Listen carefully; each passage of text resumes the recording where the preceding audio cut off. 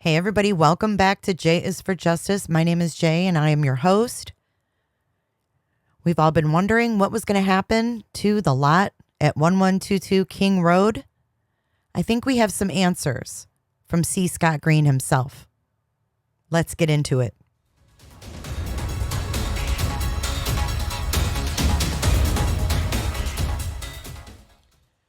Before we dive into President Green and the King Road house, let's hear a little bit from his own mouth about his infamous book.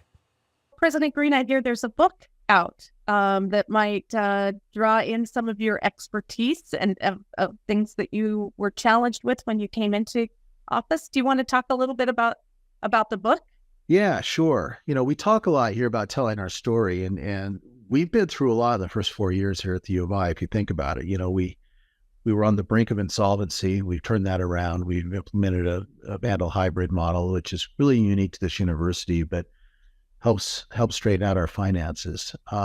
We've been through a pandemic. We're one of the few universities that opened their own lab during a pandemic and kept our hospital out of probably uniquely in the state and of not hitting a crisis standard of care. Very few hospitals could say that. Our community did much better, and we're really proud of that. And we remained open, we remained solvent.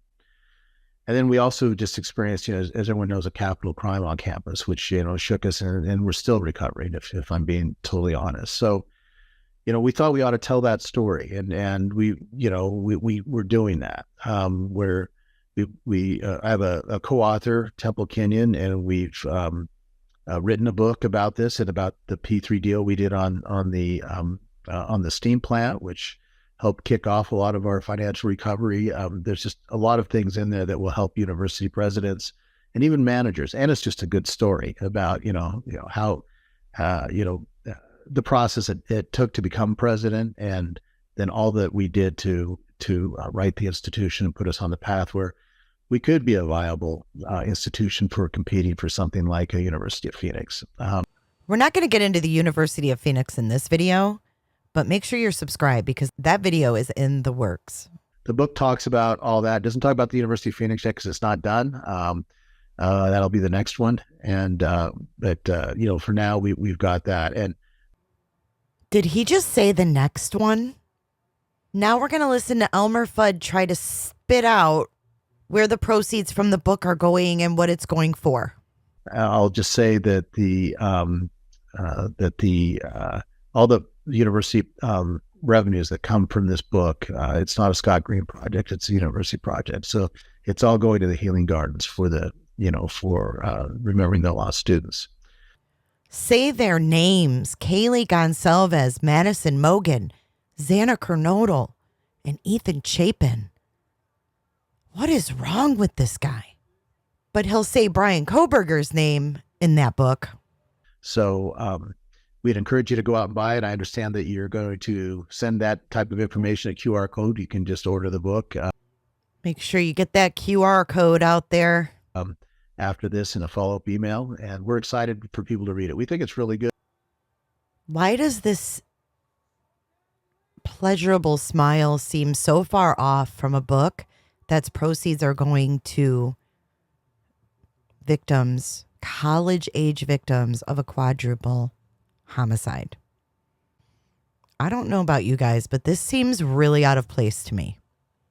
To read it. We think it's really good, and most people, that have had the opportunity to read it tell us, this is it's going to be a really useful book for not only just those in education, but for all managers of all kinds. So.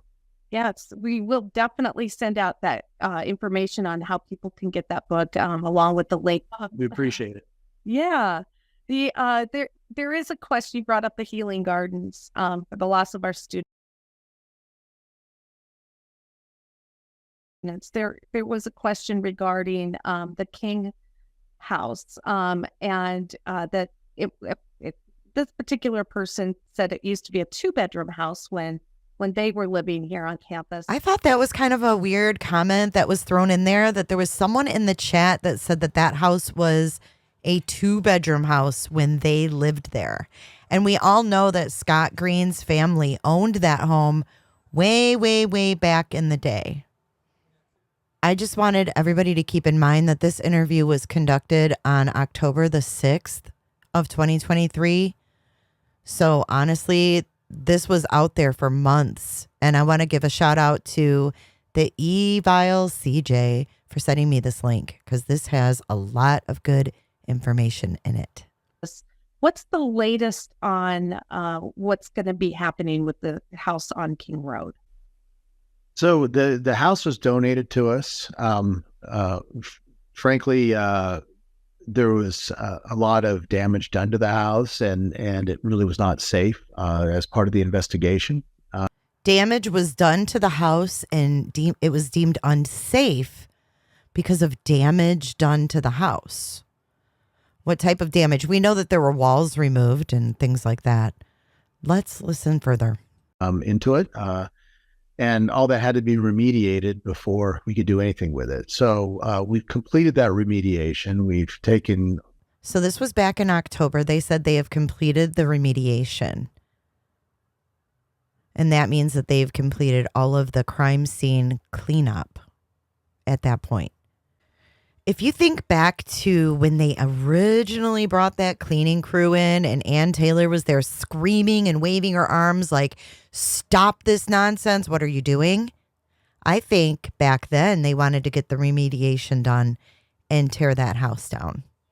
We've taken, all the personal items out of there and given the families an opportunity to retrieve what they wanted.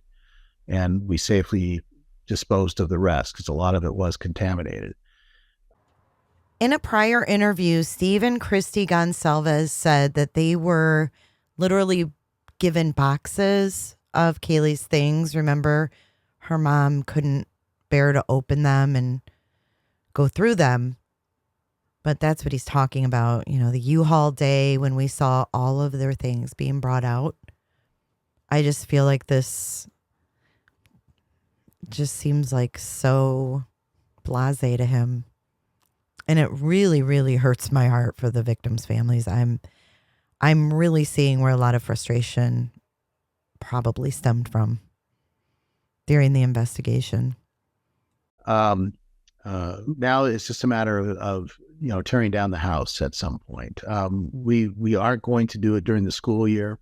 We just have too much going on right now.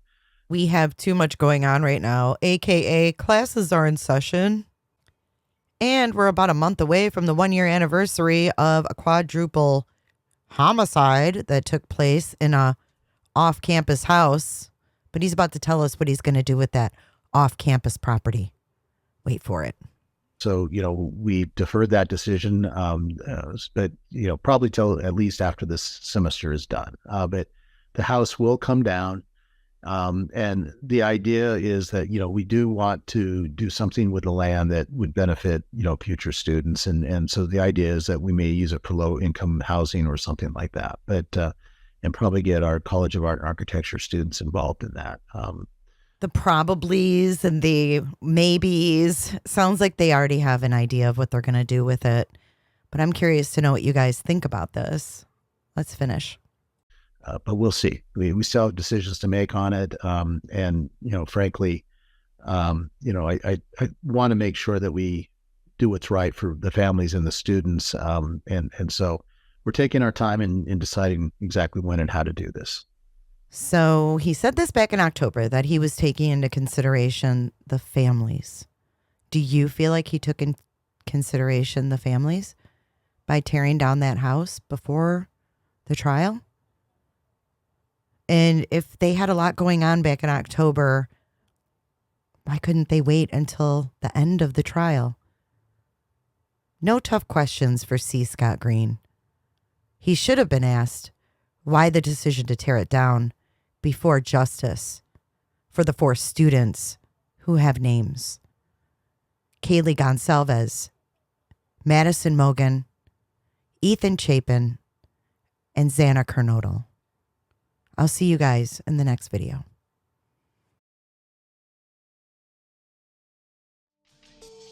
Be sure to check out my other videos and playlists for more true crime content.